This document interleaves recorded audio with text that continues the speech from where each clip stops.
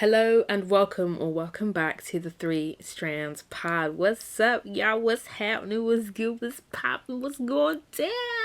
How y'all feeling? Are you guys feeling good? Are you guys feeling tired? Are you guys feeling motivated? How are you feeling? We're on the final stretch. It's coming up to the new year. What are we gonna do with our lives? Can you hear? Can you tell that I'm in a good mood? Yeah, I think it's been a while since I've broken out into song, so I owe that one to you guys, because I know you guys are thinking, why is she not singing to us no more? She don't love us no more. I love y'all. Y'all know I got love for you. I sing for you if you sing for me too. Okay, too much. I wanted to ask you guys a question. For those that are African diaspora, do you kind of feel like you're in no man's land? Because for me, I feel like I'm in no man's land. Like, you can tell by my voice, my accent, you can tell that I've grown up in England. I've grown up in London. Southside to be exact, you know what I'm saying? But, yeah, but I'm not a typical Brit because I'm not white. But I'm British. Like, I would say, yeah, to some extent, I am a black Brit. Because I'm black and I'm British-ish, kind of ish. I'm British. See, I even say British. I don't even say British. I'm British. That counts, right? But I'm not British. And I know I'm not British. I'm African. So, but it's like England is the only home I've ever known. But I don't feel at home here. But, you know, my actual country, or my countries in Africa, don't even feel like home. Like, to go there would be more of a holiday than for me to go home. Do you know what I mean? But it's like you're too British. Too British for the Africans, but you're too African for the Brits. It's like you kind of don't really fit in anywhere. But I'm not made to feel like an outsider in Britain, because obviously where I live is like everybody's black. But obviously, like, I know I'm a minority in this country. But to some extent, that doesn't really bother me because it's not really a problem. But, like, in my head, I know that this isn't my home. Like, this land isn't my land. These people are not my people. But it's like, it's weird. Because it kind of feels like, yeah, it just feels like no man's land. It's like, I live here and I love it here, but this isn't my home. But the home that actually lives in my heart doesn't feel like home. Does that make sense? Can you relate? I don't know if this is just a me thing. That maybe if you're like more in touch with like your roots back home, like you visit and you lived there and you grew up there and then you grew up here, or you grew up in somewhere else in the West or whatever, and then you kind of grew up here and there, then you'd maybe relate more to like whatever African country you're from, or even Caribbean country you're from, being your home as opposed to here in the West. But for me, like, I've grown up basically my entire life here in the West. And so I feel like this is my home. But deep down, I know it's not. I'm sorry to get emotional, y'all. Just give me a second. But don't worry, we can get into that a little bit more after the intro. So, y'all know what time it is. Y'all know what we gonna do. We gonna make it do what it do for me and then for you. Without further ado, cue the intro.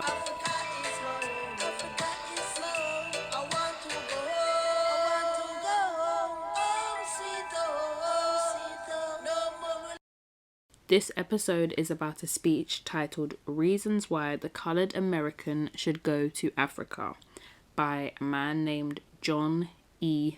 Bruce. So this is taking place in 1877, and around this time, African Americans are coming to the realization that Reconstruction would not actually be giving them the life that they thought. So this was like permanent citizenship rights and protection from violence. And so some were even actually urging for African American colonization in Africa. And so on the 1st of November 1877, journalist John E. Bruce. He gave a speech on the colonization movement and why African Americans should return to the ancestral homeland. And it was actually published on the Christian Recorder. And here's a quote by John E. Bruce. He said, "I shall endeavour to show tonight why the coloured American should emigrate to Africa. First, because Africa is his fatherland. Secondly, because before the war, in the South he was a slave and in the North a victim of prejudice and ostracism. And thirdly, because since the close of the war, although he has been freed by emancipation and invested with enfranchisement, he is only nominally free. And lastly, because he is still a victim of prejudice and practically prescribed socially, religiously, politically, educationally, and in the various industrial pursuits."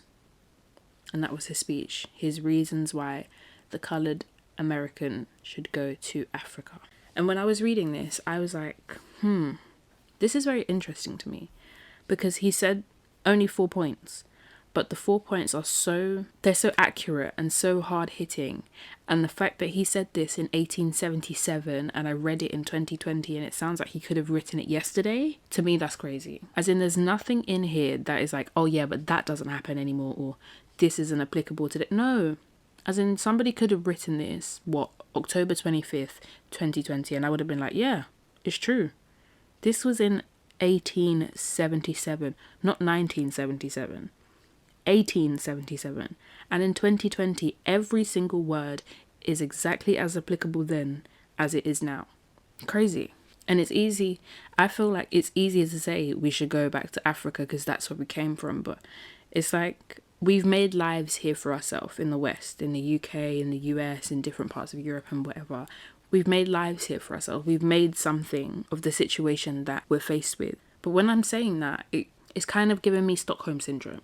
It's giving me empathy for your abusers. That's what it's giving me. It's just giving me mad Stockholm Syndrome vibes. Like, why do I feel that? Like, yeah, we can go back to Africa. Yeah, we should go back to Africa. But we have lives here in England. We have lives here in the US. Like, it's crazy. When I was reading this, it was kind of convicting me, like, but in my head, I was like, yeah, it's true. I totally agree with everything that Bruce has said here. But why am I even saying but? I think it's crazy I was even feeling convicted. When I'm saying it's giving me Stockholm Syndrome, I mean, let me give you guys a mad analogy. Now, stay with me, okay? If you get lost, just take it back and hopefully you catch it. Picture this.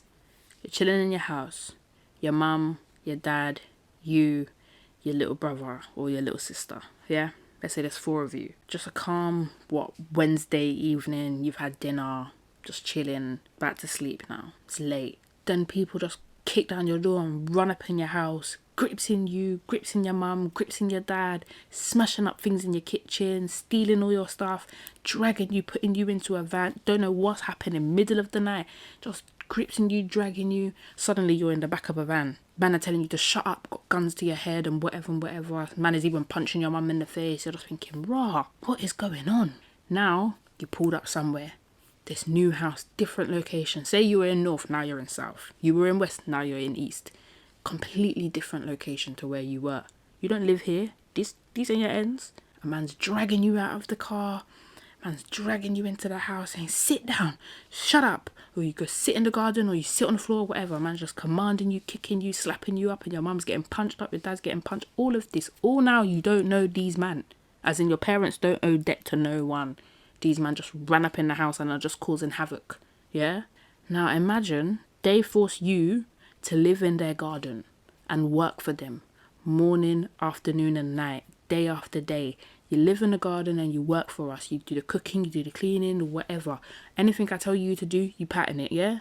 If I say laundry, you wash it now. If I say dishes, you wash it now. If I say cook, you cook it now. You know what I'm saying? And they're like, as long as you live here, which is going to be forever, you do what I say. And then when I die, you do what my kids say. And then if you have kids, your kids will do what my kids say. If you create a drawing, that drawing belongs to me. If you create music, that music belongs to me. If you come up with an invention, that invention belongs to me. If you have an idea, that idea belongs to me because you now belong to me. You know what I'm saying? This is what a man is telling you. A man you didn't know 30 minutes ago. 30 easy minutes ago when you was chilling in your house, and now a man's telling you that you belong to him. From where? From where did I belong to you? Huh? And now, the whole time you're living here, this man now has got a key to your house back in South or back in East or wherever you lived. A man is now going back to your house, just walking. Now he doesn't need to kick in the door because now he's got a key.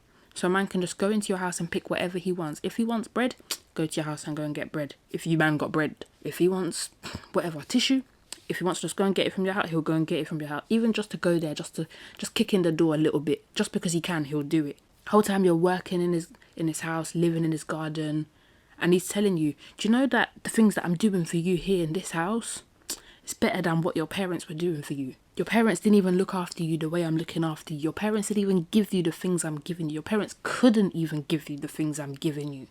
That's what he's telling you the whole time. Remember, this is a man that's just gripped you up, taken you out of your bed, mashed you up in the back of a van, and taking you to work for him. You don't know this, Don. This is just a strange man to you. And he's telling you that what he's doing for you is more beneficial than what your parents were ever going to be able to do. It's crazy. And that even if he dies, you're going to work for his kids. Even if you die, your kids are going to work for his kids. And then your kids' kids are going to work for his kids' kids. And generations are generations, and you're just going to be trapped in that house. And he can say to you, yeah, you're free, you know. No, you can go to the shop. You can see your friends if you want. But only between the hours of 2 and 4. Make sure it's not outside them hours. But you're free to go. No, you're free to go. But make sure it's between 2 and 4. And the whole time, you're living with this Don, living in this man's house. He's treating you bad, punching you up, slapping you up or whatever. He's just taking your food. He just slaps your food into the air just because he can. Just for the bants. And you can't do anything about it. Like, you have to clean up the mess that he made. And he's still telling you, do you know the things I'm doing for you is better than what your parents were doing for you? And now, in your mind, you're like, yeah, do you know what? It may even be true, you know. It's not that bad here. Like, I mean, it gives us food and we got shelter and we can listen to music and, yeah, I can see my friends between 2 and 4 on some days. Like, it's not that bad. And now you're really starting to believe that the life that you have living in this man's house is better than the life that you had living at home. Better than any life you could have living back home. A man's telling you, don't even bother going back home. It's a mess there. Look at your house. If you go to your house now, it's just a mess. It's just a mess. Like, your parents didn't really care for you. They didn't care for the house. They didn't look after the stuff they had and whatever. Remember, this is a man that kicked in your door unprovoked and ransacked your house and is now telling you that your house is a mess. That nothing productive, nothing beneficial could ever come out of that house. He's telling you everything that you have with him is better than what you had or could ever have back home. That's crazy. And for me, that literally just encapsulates history. That encapsulates the history of black people, that we were just in our homes, then a man just ran up, just abused, grips, just took everything and took everyone, then came back, mashed up the land and left it. And now in the West, where we live, it's like, back home, there's nothing. There's no point in even going back. Because what life can we have now? Everything we need is in the West. All the opportunities, the life, the advantage, everything is here. But how can it be so bad back home? Why is it so bad? Why are we believing that things can never pattern? The people that are telling us that things can't pattern are the people that robbed us, the people that mashed us up, the people that abused us, the people that kicked us and killed us, hung us in the streets. The people that did all of these horrible things to us are the people telling us that we can never even have any of these nice things back home. All the things that they have are the things they stole from us. As in deep, do you know what the biggest violation is? Museums. Museums are the biggest kick in the face. As in, you stole stuff from someone and then put it on display. As in, you have buildings dedicated to stolen items. Are you taking the mick out of my life? Am I a joke man? No, tell me now, am I a joke man to you? Is my history a joke to you? Are my ancestors' pains joke to you? As in, you stole land, you killed people, colonized nations for years, barely gave some blasé freedom, and the stuff that you stole is being put up in museums, on shelves, on display for people to come and gawk at. Like, huh? You're taking the mick. As in, am I that big of a joke to you? Like, you have no respect. Like, you can't even be like, do you know what? Yeah, we actually done some dirt. Nah, we took the mick a little bit. Let's just give them back their stuff. And like, even if you're going to be like, we're not even going to help them patent their country, patent their land or whatever. I'm not even going to give back their stuff. You put it on display. You're taking a mick. Nah, I must be a joke man. I must be a joke man now.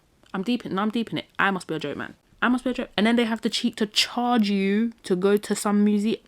You better give that back before I run up in there and blow the whole thing up. You better give it back. Give it back.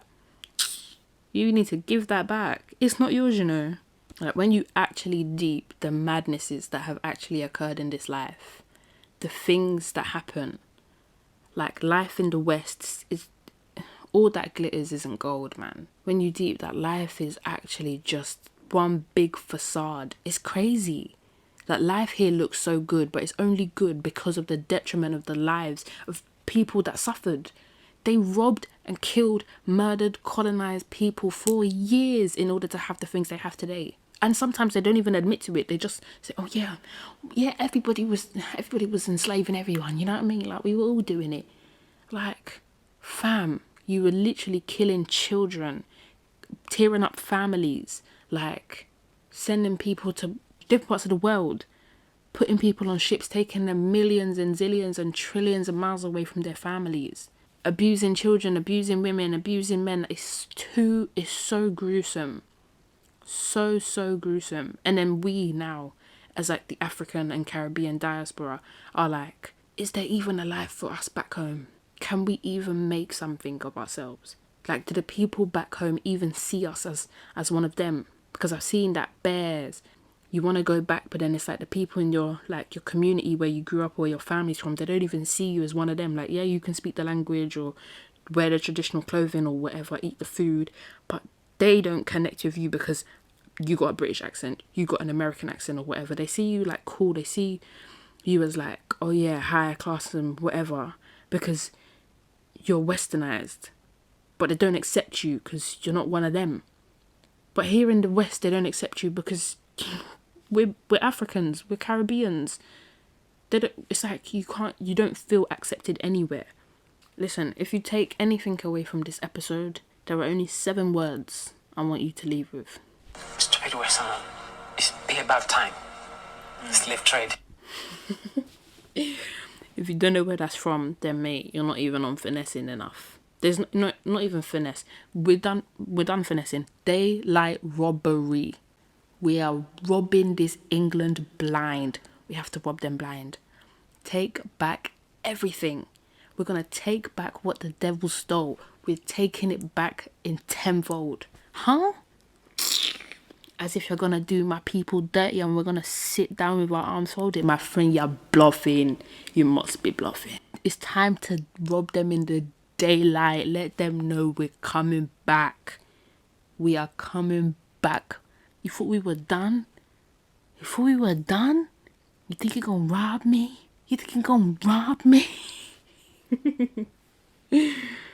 We have to fight. And I'm not even talking like physical fight. You have to fight for your rights. You have to fight for the life that you are supposed to live. Not the life that a man is telling you that you could live or you should live or you could never. No, the life that you were just supposed to live as a human being. Because like I said, they tell us that we have rights. Oh yeah, you can go out between 2 and 4. Like, that's not a life. It's like we have rights here in the West, but it's like what we have doesn't compare to what we could have had back home. Like the freedom, the life in general, it's not the same. There's so much freedom. Ask anybody that lives in their native African country or their native Caribbean country. Listen, I promise you, they'll tell you that life there it's just smoother. That there's no stress, there's no rushing. It's like a breath of fresh air. Everything in London is it's so fast. Like you blink and you're 30 minutes behind. But I wanted to touch on Bruce's third point, which is, thirdly, why the coloured American should emigrate to Africa is because since the war, although he has been freed by emancipation and invested with enfranchisement, he is only nominally free. His rights are abridged. He is an American only in name. The doors of the public schools are closed against his children, notwithstanding the fact that he is taxed to support them. The common carriers, hotels, and places of amusement refuse to recognize him as a free man, no matter what his rank or station may be. He cannot enjoy the privileges which the Constitution, the supreme law of the land, guarantees to the humblest citizen. What I said at the beginning is exactly what I'm going to say now. This sounds like it was written yesterday. Yesterday. Again, this was 1877 and we're in 2020.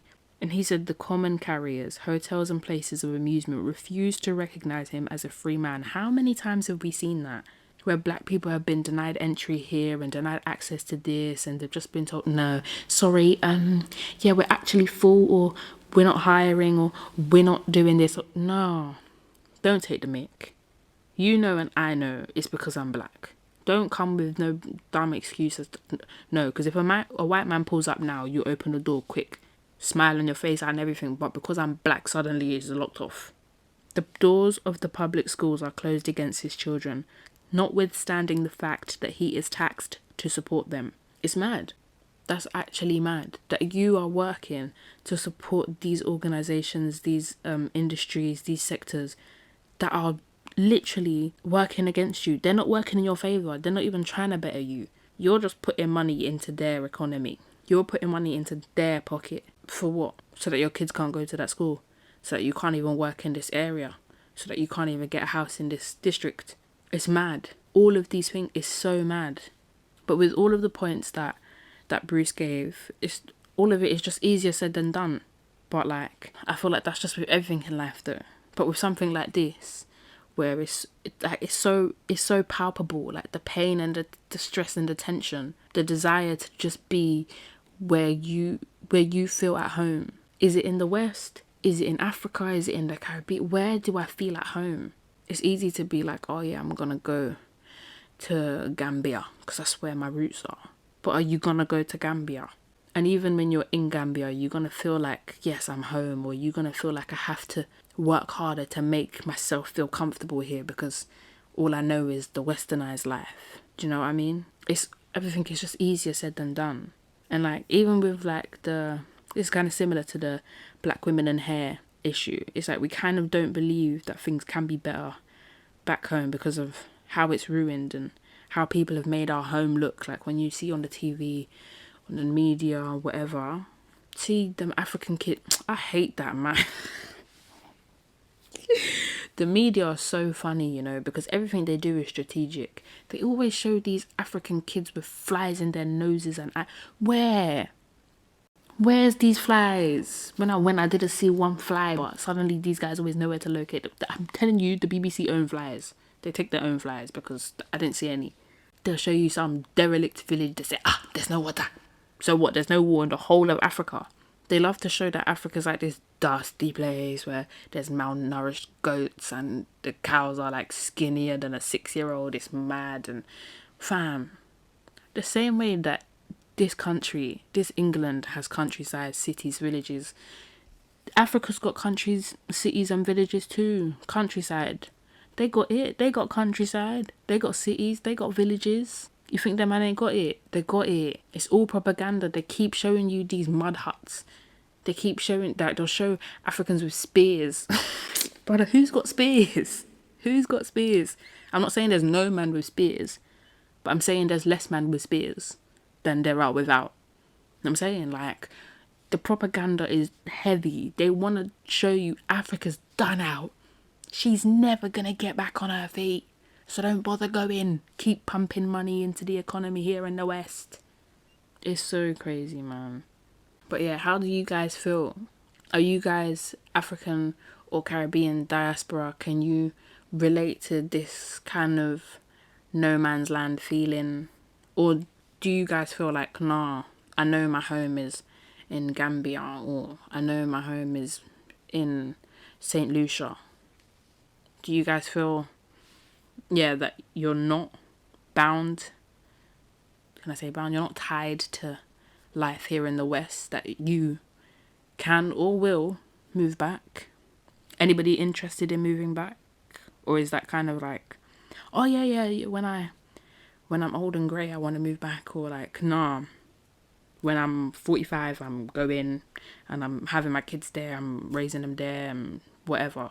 How do people feel? What are we saying? How do we as the diaspora feel?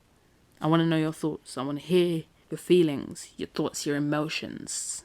Did you guys already know about John E. Bruce and his reasons why the coloured American should go to Africa? Let me know. Let us talk in the comments. Any questions, any concerns, any queries, any additional information, as always, feel free to let me know. Share it with somebody. I'm going to catch y'all on the flip side. Peace in the Middle East to you and your crew.